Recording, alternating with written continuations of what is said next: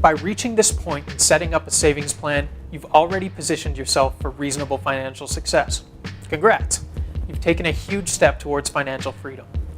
Depending on your comfort level, you could either continue saving and paying yourself first using your newly created savings plan, or you could continue on to start really building your garden.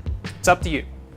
For those of you who are ready to continue building their financial gardens, the key is to invest some of your savings. In this section, we'll give you some of the fundamentals of investing. So what is investing? While your savings plan at the bank will earn you interest, there are additional places to invest your money and make it grow. For example, you could become a part owner in some of the best companies in the world. You could pick your favorites, or you could even hire someone to do it for you. You could lend your money to your government. You could even become a type of landlord. There are a number of different investment types that deliver these sorts of opportunities, such as stocks, mutual funds, and bonds. And this generation has easy and inexpensive access, which is a huge advantage. Don't let the jargon here turn you off or stress you out. Here are some of the definitions of the major types of investments and some other key terms. First is stocks or shares. When you buy stocks or shares, don't worry, they basically mean the same thing. You're buying a certificate that gives you part ownership of a company. You become an owner or a shareholder in that company. Stocks are traded on the stock exchange, and prices fluctuate daily based on the company's perceived value. Bonds. Bonds are a certificate that give you a share of a loan, and you become a lender. These loans can be made to governments, corporations, or even individuals. You collect interest payments throughout the life of the loan, plus you regain the initial amount that you invested at the end. When you buy a bond, you're the lender. Mutual funds. Mutual funds are a collection of investments such as stocks or bonds run by a fund manager. To use a sports analogy, the stocks are like players on a sports team, and the fund manager is the coach. The fund manager will determine which players are on the team and will acquire and trade players to hopefully create the championship winning team. When you buy into a mutual fund, you're one of the team owners.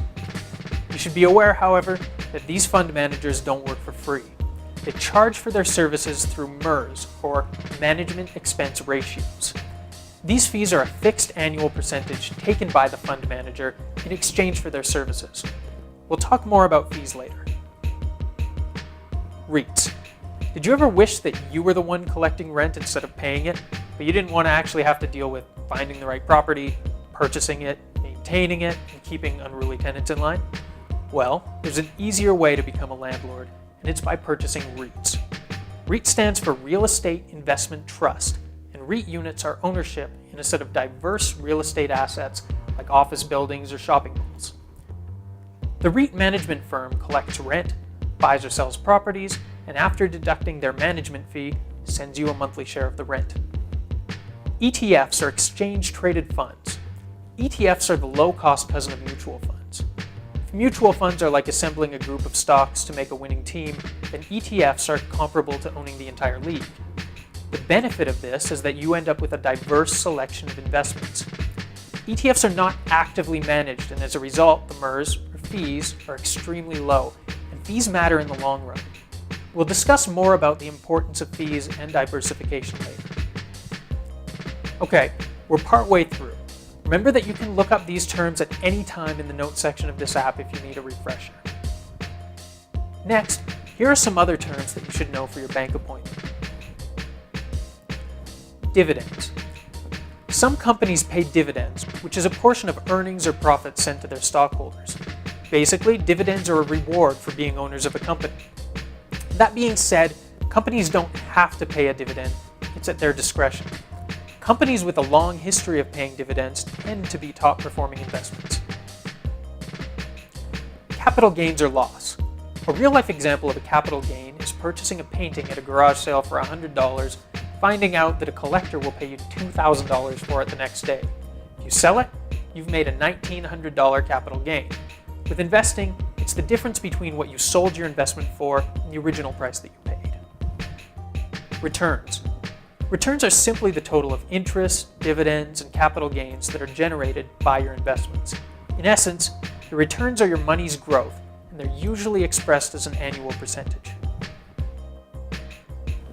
Risk. We all fundamentally understand the concept of risk in our everyday life. Hiking up a hill is less risky than climbing a mountain, but the emotional rush at the top may vary a little bit. I think we'd all agree that climbing a mountain involves more risk and that it probably delivers a higher emotional reward. Risk, in the investing context, is the same, where high-risk investments tend to have high expected returns, and lower-risk investments tend to have lower expected returns. You have to understand that the higher risk, the higher the potential for loss, like falling off a mountain. And the lower the risk, the lower the potential for loss, like falling down the hill. Risk tolerance. Risk tolerance is simply the risk level that you can handle. In life, are you a climber or a hiker? Risk tolerance not only varies from individual to individual, but also changes with your life circumstances. Mountain climbing might be your choice today, but as you age or start a family, your risk tolerance for climbing may lessen. Risk tolerance is the same with your investments. The rule of thumb here is, if you're losing sleep over your investments, chances are you're taking on too much risk. Your bank or your investment advisor can help you with finding your risk tolerance. All of these investment types can be a part of your Roth IRA or traditional IRA or a taxable investment account.